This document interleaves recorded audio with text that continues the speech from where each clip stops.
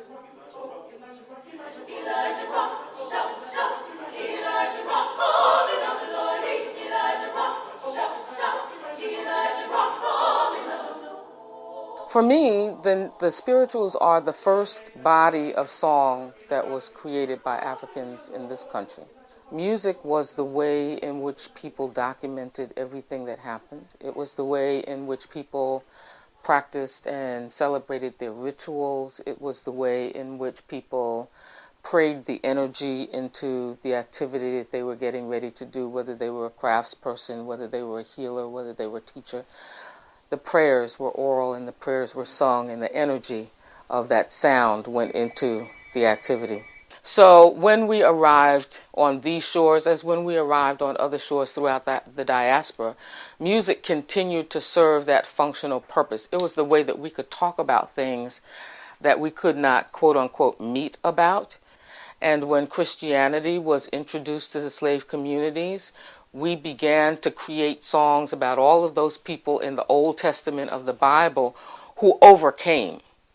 And they overcame through that intervention of God. And my feeling is that in some ways these were mantras.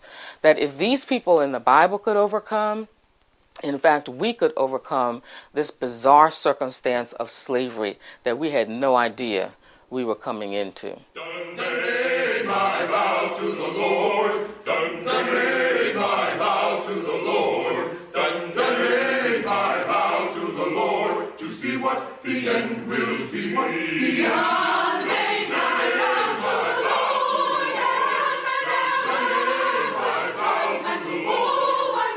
Done my vow to the Lord. To see what the end will. They had to pretty much reinvent traditions out of what they had in the New World, or what they were allowed to have in the New World. One thing they were allowed to have was Christianity by their masters. And one of the few means of expression they were allowed to have, that they could have in the open, let us say, would be religious rituals, religious music. Okay. Whether it was within, around the periphery of the white churches, or more likely in their own black churches, or just in black celebrations. And out of this grew the music. Out of these, if you like, what was sanctioned by the slave masters, what they were allowed to do. They were allowed to worship God, including the use of song.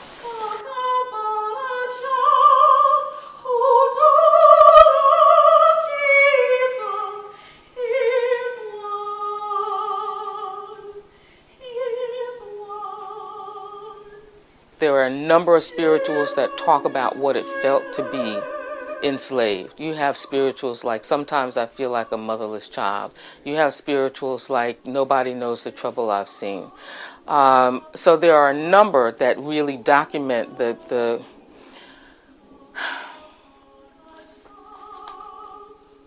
angst, for lack of a better word right now, around having been separated from everything that you knew.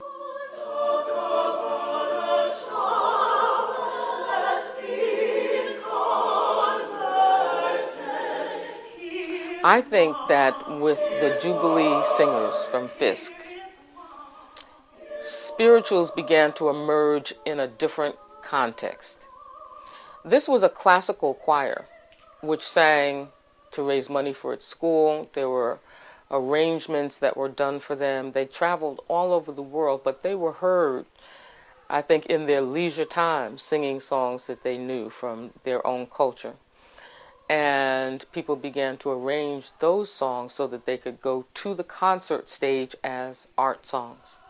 And that was actually a good thing, because it's through those arrangements, I think, that we still have a large number of those spirituals in operation.